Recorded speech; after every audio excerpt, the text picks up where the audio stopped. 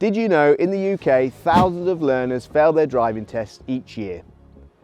And in 2024, 1 in 3 crashes alone was caused by people not observing properly at junctions. In this video, I'm going to go over the top 10 official reasons people fail their driving test and how you can avoid them and pass with confidence. So number 10 on our list is driving at unsafe speeds. So remember, speed isn't just about limits, it's about conditions. You must drive to the condition of the road. So here is an example of a 60-mile-an-hour road. Conditions of the road are perfect, so I can reach the speed limit that I need to reach. The distance from the vehicle in front is good, and as you can see, we're now coming into a 50-mile-an-hour limit. So I need to reduce speed and make sure I'm hitting that 50-mile-an-hour limit. If I turn left into this side road, bearing in mind this is a 50-mile-an-hour limit, this road is a 60-mile-an-hour limit. Now you would not go 60 mile an hour up this section of road. So you drive to the speed and the condition of the road. If it's poor weather, you must adjust accordingly. If you're driving through narrow sections of road, use reduce gap, reduce speed for these scenarios. And on country lanes, you might use to be able to stop within the distance you can see to be clear. So this can give you a little bit of guidance on how fast to go through some of these different situations. So number 9 on our list is poor position on the road. And this relates to being too close to the curb or too close to the centre line, causing a problem for the oncoming vehicles. You can also get marked down for this if you're in the right lane of a dual carriageway when you're not turning right or overtaking. So we'll be exiting in the right lane of the dual carriageway, which is fine. Now because I'm in the right lane, I'm having to do some checks to the left to make sure this guy's going to let me in, which it looks like he is. And this is still fine. Now I'm at 40 mile an hour, then I'm at 70. So I'm picking up my speed now. Can I overtake this white vehicle? Yes. So I'll keep accelerating in this lane, and this is fine because I'm making progress. I'm overtaking a vehicle. Now here is where it starts to get a little bit different, because now I'm not actually overtaking anybody. If I remain here on my driving test, I will fail. So I'm going to do my mirror and my signal, and I'm going to move back to the left-hand side, obviously doing the blind spot check as well. So it's important on your driving test that you move back to the left lane when it's safe to do so. Another good example of this fault is straight lining a roundabout. On the floor, you'll notice there's a left lane for straight on and a right lane for right. So I'm slightly right now, but I'm coming back into this left lane.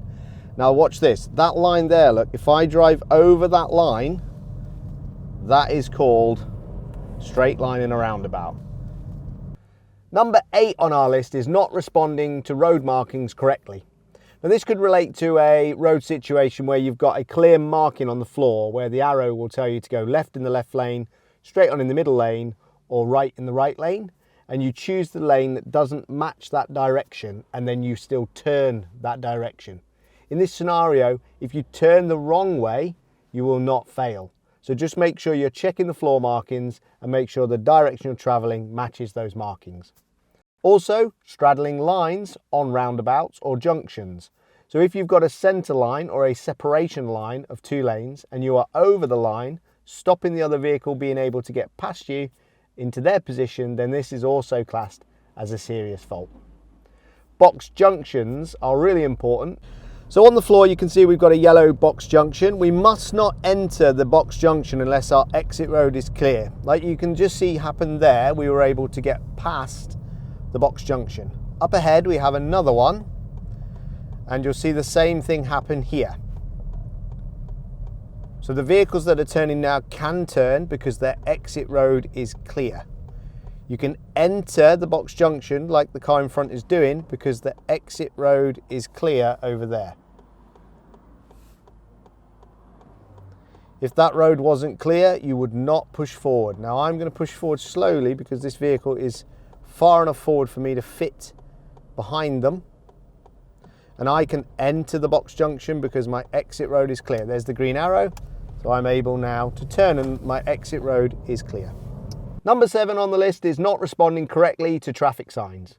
Stop junctions, when you approach these, you must come to a complete stop. Obviously, you're not allowed to go down a no entry, and make sure if you're approaching a junction that has a sign indicating you cannot go down there, you follow the road around instead. It's also important to understand bus lanes and when you can and can't use them by using the information signs. Speed limits, this is a big one and it's always present on the test. You must be doing the speed limit. You must slow down and be at the speed limit at the sign, and you mustn't exceed the speed limit before the speed limit change takes place. Number 6 on the list is poor steering control. So this basically means you've either turned into a junction too sharp and you've cut the corner and hit the back wheel on the curb, or even the front wheel, or your position to turn right is a little bit off, so you're kind of too far left to turn right.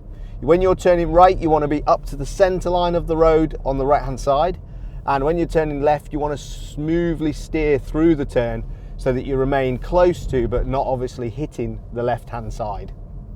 Another problem in this category is being asked to pull up at the side of the road, and pupils tend to misjudge the curb and hit the curb on the left hand side.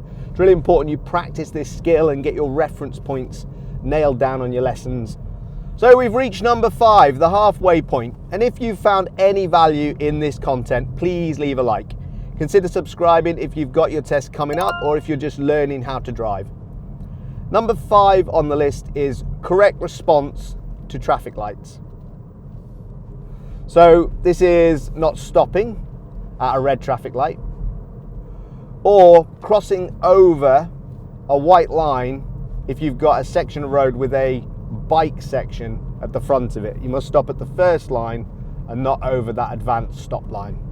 Also, common faults are not spotting the traffic light changing when you're in the middle of a crossroad. And if you still struggle with this, get extra help from your instructor. Or not responding to a filter arrow, which is telling you that you can turn or progress forward.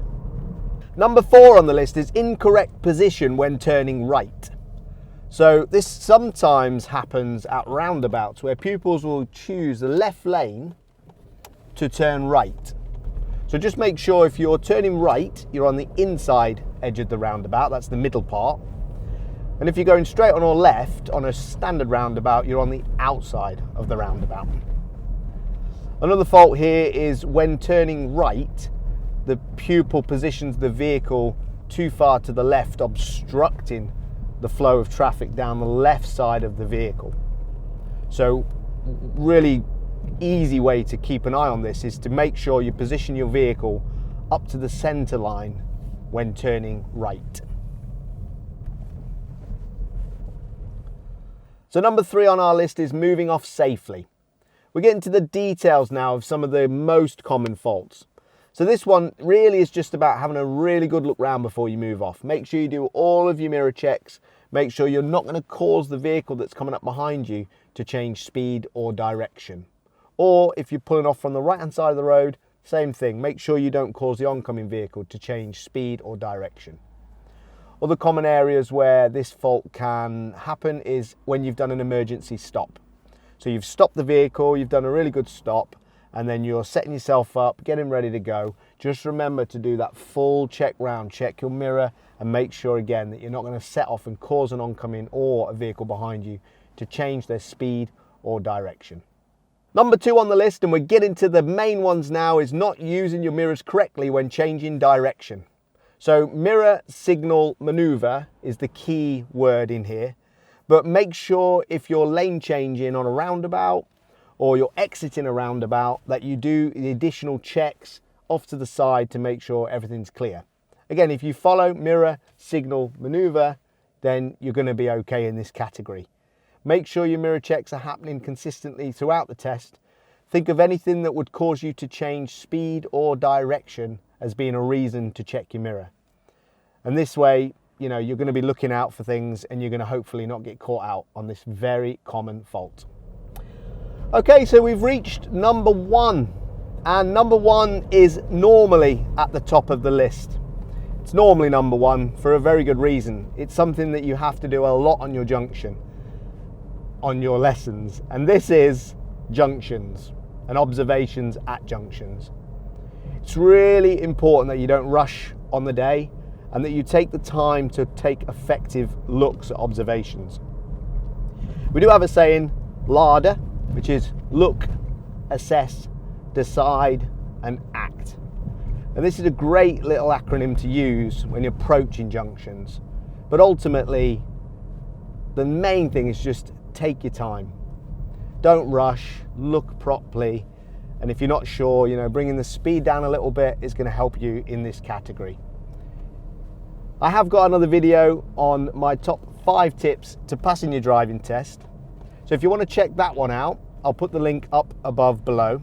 But I hope you've enjoyed this video, and if you have, please feel free to like and subscribe to the channel, and I'll see you in the next one.